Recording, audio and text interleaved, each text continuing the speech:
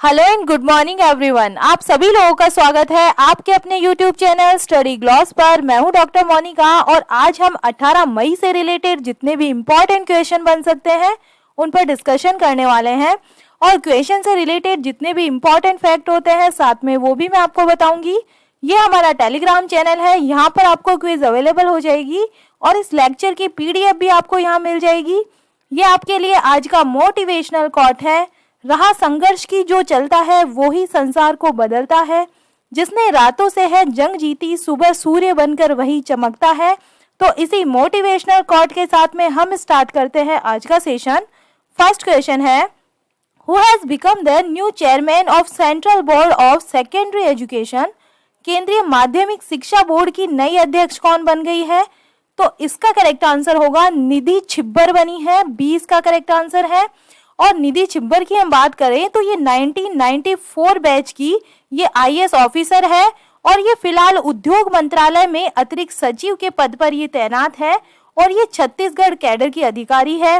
CBSE की बात करें, central board of secondary education की, तो ये एस्टेब्लिश्ड हुई थी 2 जुलाई 1929 के अंदर और इसका हेडक्वार्टर न्यू दिल्ली के अंदर मिलेगा आपको। चलिए appointment of top 5 famous womens को हम रिवाइज कर लेते हैं। New director of forest research institute, तो ये कौन बनी है? रेणु सिंह बनी है। New president of international Olympic committee athletes commission, तो ये बनी है Emma Terho. New controller general of accounts of India, तो ये है Sonali Singh. New CEO of Aditya Birla capitals, तो ये कौन बनी है? विशाखा मूले बनी है। New CEO of advertising standards council of India, तो ये बनी है Manisha Kapoor. Second number question है, who has won the title of badminton tournament Thomas cup 2022? Badminton tournament Thomas cup 2022 का जो टाइटल है ये किसने जीता है? तो ये इंडिया के द्वारा जीता गया है, D इसका करेक्ट आंसर है। डिटेल से बात करें तो भारत की पुरुष बैडमिंटन टीम ने फाइनल के अंदर पावर हाउस इंडोनेशिया पर 3-0 से शानदार जीत के साथ में पहली बार जो थॉमस कप है इसका टाइटल जीत लिया है। और भारत ने थाईलैंड के बैंकॉक में थॉमस कप के फाइनल में 14 बार के विजेता इंडोनेशिया को हराया है। तो किसको हराकर ये थॉमस कप जीता गया है? इंडोनेशिया को इन्होंने हराया है भारत के द्वारा। गत चैंपियन को 3-0 से हराकर खिताब अपने नाम किया है। Top 5 questions related to badminton tournament की हम बात करें तो women single title in Swiss Open super 300 badminton tournament 2022, तो ये किसने जीता है? PV सिंधु के द्वारा ये जीता गया है। Men's single title in all England open badminton championship 2022, तो ये विक्टर एलेक्सेन के द्वारा जीता गया है। Badminton tournament German open super 300 men single जो टाइटल है ये किसने जीता है? कुल्लावुत विदित सरन के द्वारा ये जीता गया है। Badminton tournament Odisha open 2022 men's single जो टाइटल है ये किरण जॉर्ज के द्वारा ये जीता गया है। वुमेन सिंगल टाइटल इन Syed Modi international badminton tournament 2022, तो ये किसने जीता है? PV सिंधु ने जीता है। तो ये top 5 question related to badminton tournament थे, तो इसको हमने रिवाइज किया, तो ये आप याद रखिएगा। थर्ड नंबर क्वेश्चन है, where has the ISRO successfully test fired a man rated rocket booster for the third number question है, where has the ISRO successfully test fired a man rated rocket booster for the Gaganyaan mission 2023? ISRO ने Gaganyaan mission 2023 के लिए मानव rated rocket booster का कहां से सफलतापूर्वक परीक्षण किया है? तो ये जो टेस्ट है ये कहां से हुआ है? सतीश धवन स्पेस सेंटर श्री हरिकोटा से किया गया है। ये आंध्र प्रदेश के अंदर है, ए इसका करेक्ट आंसर है।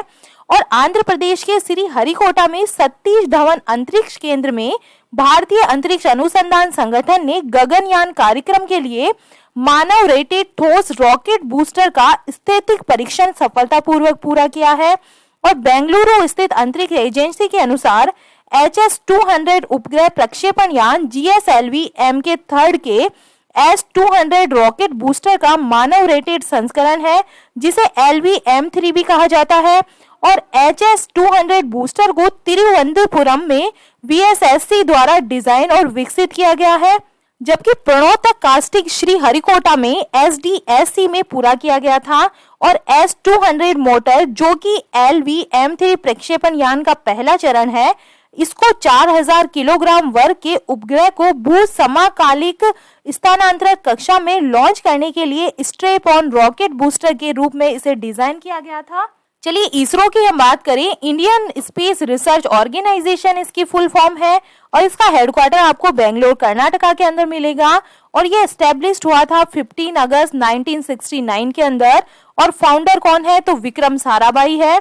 चेयरमैन है एस सोमनाथ और फर्स्ट चेयरमैन कौन थे? विक्रम साराभाई ही इसके फर्स्ट चेयरमैन थे। 4 नंबर क्वेश्चन है, when is the international lighting day 2022 celebrated? अंतरराष्ट्रीय प्रकाश दिवस 2022 कब मनाया गया है? तो जो अंतरराष्ट्रीय प्रकाश दिवस है ये 16 मई को ये मनाया जाता है। भौतिक विज्ञानी और इंजीनियर थियोडोर मैनन के द्वारा 1960 में लेजर के पहले सफल संचालन की वर्षगांठ को चिन्हित करने के लिए ये हर साल 16 मई को ये ग्लोबली ये सेलिब्रेट किया जाता है अंतरराष्ट्रीय प्रकाश दिवस। और लेजर इस बात का एक आदर्श उदाहरण है कि कैसे एक वैज्ञानिक खोज, संचार और स्वास्थ्य देखभाल और कई अन्य क्षेत्रों में समाज को क्रांतिकारी लाभ प्रदान कर सकती है। और प्रकाश का अंतरराष्ट्रीय दिवस विज्ञान, संस्कृति और कला, शिक्षा और सतत विकास और चिकित्सा, संचार, ऊर्जा के रूप में विविध क्षेत्रों में प्रकाश की भूमिका का जश्न मनाता है और 16 मई को ये मनाया जाता है। टॉप 5 डेज को हम रिवाइज करें तो वर्ल्ड रेड क्रॉस डे हमने कब मनाया है? 8 मई को मनाया है। 5 मई को हमने वर्ल्ड हैंड हाइजीन डे के रूप में मनाया है। 3 मई को हमने वर्ल्ड अस्थमा डे मनाया है। इंटरनेशनल वर्कर्स डे हमने 1 मई को बनाया है जो मजदूर दिवस है। इंटरनेशनल डांस डे हमने 29 अप्रैल को सेलिब्रेट किया था। 5 नंबर क्वेश्चन है, who has been appointed as the new chief executive officer of REC limited? REC limited के नए मुख्य कार्यकारी अधिकारी कौन बन गए हैं? तो इसका करेक्ट आंसर होगा विवेक कुमार देवांगन। नए जो एमडी और सीईओ है ये बने हैं आरईसी लिमिटेड के। विवेक कुमार की बात करें तो ये मणिपुर कैडर के 1993 बैच के आईएएस ऑफिसर है और विवेक कुमार देवांगन अब बिजली मंत्रालय के अतिरिक्त सचिव भी है। टॉप 5 नेशनल अपॉइंटमेंट्स को हम रिवाइज कर लेते हैं।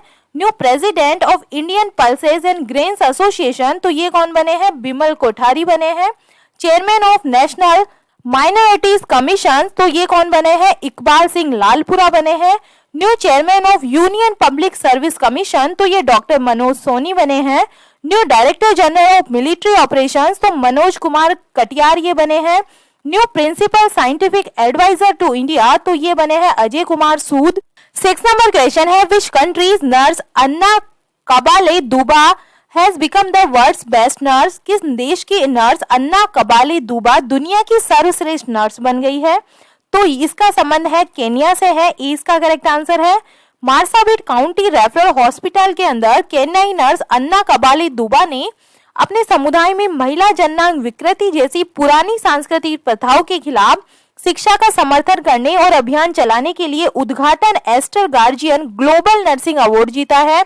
और दुबा को जो ये अवार्ड है ये दुबई में आयोजित एक समारोह में अमीरात के सीईओ शेख अहमद बिन सईद अल मकतूद द्वारा जो पुरस्कार राशि है 2,50,000 अमेरिकी डॉलर से सम्मानित किया गया है, जिससे उन्होंने घर लिया है। और पुरस्कार प्राप्त करते समय अपने गांव की एकमात्र महिला स्नातक दुबा ने खुलासा किया है कि उसने अपने कबाले दुबा फाउंडेशन के माध्यम से मार्साबिट में एक स्कूल बनाया था जो दिन और शाम के दौरान एक अच्छी शिक्षा प्राप्त करने के लिए युवा विद्यार्थियों और वयस्कों को कक्षाएं प्रदान करता है। चलिए टॉप 5 अपॉइंटमेंट्स वुमेन हम रिवाइज कर लेते हैं। The new chair of the international Olympic committee athlete commission, तो ये कौन बनी है? एमा टेरहो बनी है।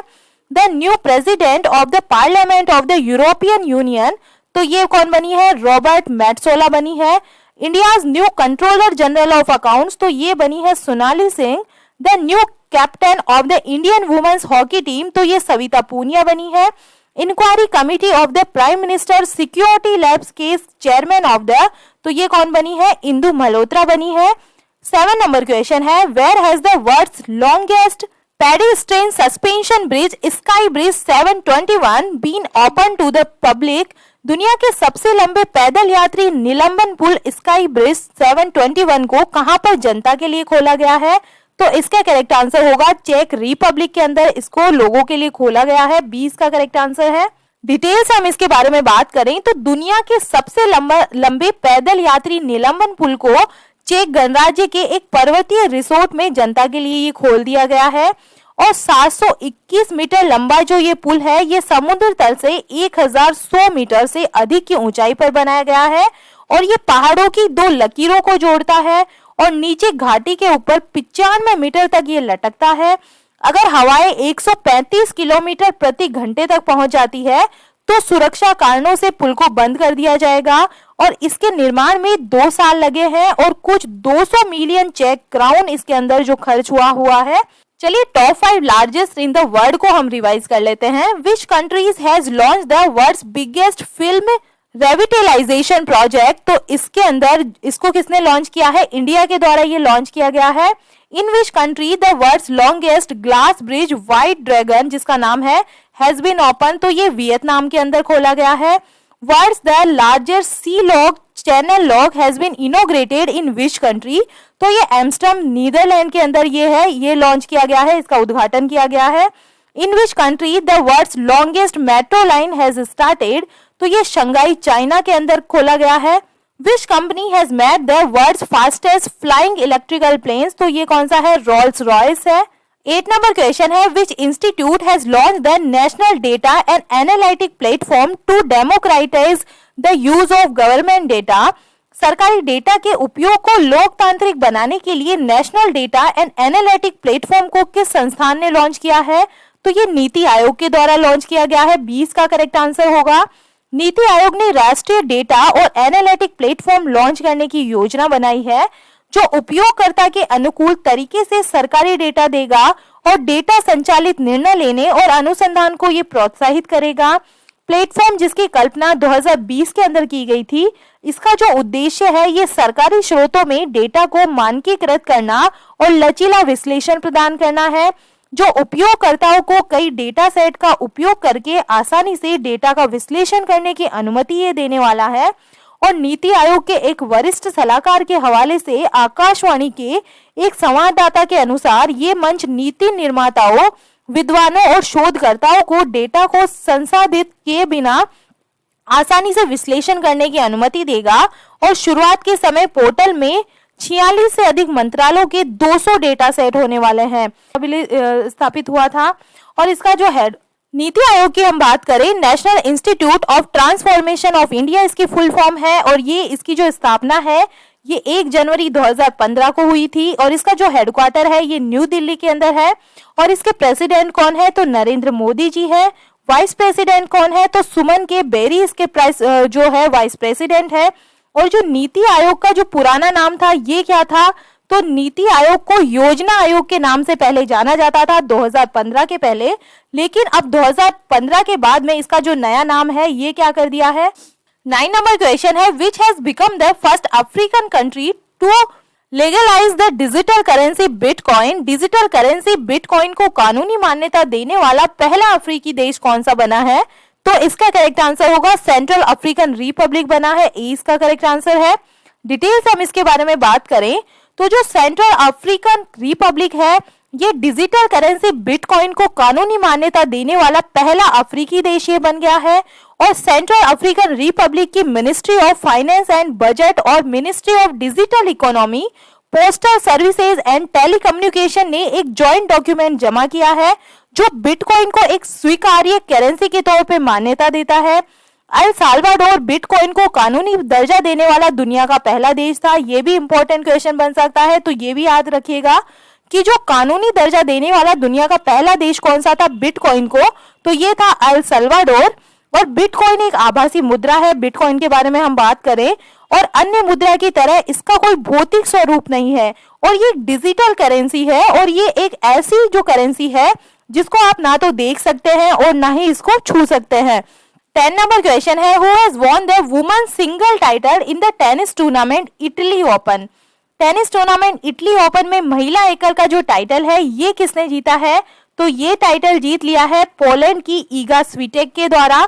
सी इसका करेक्ट आंसर है। डिटेल्स हम इस टूर्नामेंट के बारे में बात करें तो पोलैंड की ईगा स्वीटेक ने चेक गणराज्य की कैरोलिना प्लिस्कोवा को हराकर इटालियन ओपन टेनिस टूर्नामेंट में महिला एकल का जो वर्ग का जो खिताब है ये इन्होंने जीत लिया है। और इस जीत के साथ में ही स्वीटेक ने अपना पहला WTA 1000 खिताब जीता, जबकि उनके करियर का ये तीसरा टाइटल है। और इन्होंने पिछले साल फ्रेंच ओपन और फरवरी में एडिलेड का जो टाइटल है ये भी इन्होंने जीता था। और WTA रैंकिंग के अंदर ये 15 रैंक के साथ में स्वीटेक का इस सीजन का ये दूसरा टाइटल है। और इस जीत के साथ में ही ये टॉप 10 के अंदर ये इंक्लूड हो गई है। चलिए कल के जो MCQ है जल्दी से हम इन्हें रिवाइज कर लेते हैं, क्योंकि रिवीजन बहुत ही जरूरी होता है। फर्स्ट क्वेश्चन है, new chief minister of Tripura, तो त्रिपुरा के नए मुख्यमंत्री कौन बन गए हैं? तो इसका करेक्ट आंसर होगा मानिक साहा बने हैं, 20 का करेक्ट आंसर है। सेकंड नंबर क्वेश्चन है, वर्ल्ड माइग्रेटरी बर्ड डे कब सेलिब्रेट किया गया है? तो ये मनाया गया है 14 मई को ये मनाया गया है। ये साल में 2 बार ये मनाया जाता है जो वर्ल्ड माइग्रेटरी बर्ड डे है। तो ये इस टाइम 14 मई को ये मनाया गया है और एक बार मनाया जाता है ये साल में 8 अक्टूबर को ये मनाया जाता है। थर्ड नंबर क्वेश्चन है, संयुक्त अरब अमीरात के नए राष्ट्रपति कौन बन गए हैं? तो इसका करेक्ट आंसर होगा शेख मोहम्मद बिन जायद अल नाहयान नए जो प्रेसिडेंट है UAE के ये बने हैं, इसका करेक्ट आंसर है। 4 नंबर क्वेश्चन है, प्रतिष्ठित टेम्पल्टन पुरस्कार 2022 किसने जीता है? तो इसका करेक्ट आंसर होगा फ्रैंक विल्जेक के द्वारा ये जीता गया है, सी इसका करेक्ट आंसर है। 5 नंबर क्वेश्चन है, ग्रामीण क्षेत्रों में ब्रॉडबैंड सेवाओं की कनेक्टिविटी को बढ़ाने के लिए गति शक्ति संचार पोर्टल को किसने लॉन्च किया है? तो इसका करेक्ट आंसर होगा अश्वनी वैष्णव के द्वारा ये लॉन्च किया गया है, इसका करेक्ट आंसर है। 6 नंबर क्वेश्चन है, कहां की सरकार ने ई अधिगम योजना की शुरुआत की है? तो जो ई अधिगम योजना है इसकी शुरुआत हरियाणा के अंदर हुई है, सी इसका करेक्ट आंसर होगा। 7 नंबर क्वेश्चन है, किस राज्य सरकार ने पुरानी पेंशन योजना को बहाल किया है? तो जो पुरानी पेंशन योजना है ये छत्तीसगढ़ गवर्नमेंट के द्वारा शुरू की गई है, 20 का करेक्ट आंसर है। 8 नंबर क्वेश्चन है, किस राज्य में भारतीय सेना गरीब छात्रों के लिए कोचिंग सेंटर खोलेगी? तो जो कोचिंग सेंटर है ये मणिपुर के अंदर खुलने जा रहा है, इंडियन आर्मी के द्वारा ये खोले जाएंगे। 9 नंबर क्वेश्चन है, शंघाई सहयोग संगठन क्षेत्रीय आतंकवादी संरचना बैठक 2022 की मेजबानी कौन सा देश करेगा? तो इसका करेक्ट आंसर है ये इंडिया करने वाला है, 20 का करेक्ट आंसर है। 10 नंबर क्वेश्चन है, रोजगार के अवसरों को बढ़ाने के लिए भारत में skill who India international centre कहां पर स्थापित किए जाएंगे? तो ये वाराणसी उत्तर प्रदेश के अंदर स्थापित किए जाएंगे, सी इसका करेक्ट आंसर होगा। और ये था कल का स्टडी ग्लॉस क्वेश्चन, किसने India water pitch pilot scale challenge launch किया है? तो इसका करेक्ट आंसर होगा हरदीप सिंह पुरी के द्वारा ये शुरू किया गया है। ये केंद्रीय आवासन और शहरी कार्य तथा पेट्रोलियम और प्राकृतिक गैस मंत्री है श्री हरदीप सिंह पुरी, और इन्होंने अटल मिशन कायाकल्प और शहरी परिवर्तन 2.0 के अंतर्गत जो India water pitch pilot scale startup challenge है इसको शुरू किया है। और ये है आप लोगों के लिए आज का study gloss question. World consumer right day कब सेलिब्रेट किया जाता है? तो इसका आंसर आप मुझे कमेंट सेक्शन में दीजिएगा। ये हमारा टेलीग्राम चैनल है, यहाँ पर आपको क्विज अवेलेबल हो जाएगी और इस लेक्चर की जो PDF है वो भी आपको यहाँ मिल जाएगी। आप क्वेश्चंस की ज्यादा से ज्यादा यहाँ जाकर प्रैक्टिस कर सकते हैं, और क्वेश्चन से रिलेटेड कोई भी आपके डाउट्स है तो आप मुझे कमेंट सेक्शन में पूछ सकते हैं। आई होप आपको ये सेशन पसंद आ रहा होगा। अगर पसंद आ रहा है तो आप इसे लाइक कीजिए, अपने दोस्तों के साथ में शेयर कीजिएगा। तो चलिए मिलते हैं हम एक नेक्स्ट सेशन के साथ में। Thank you.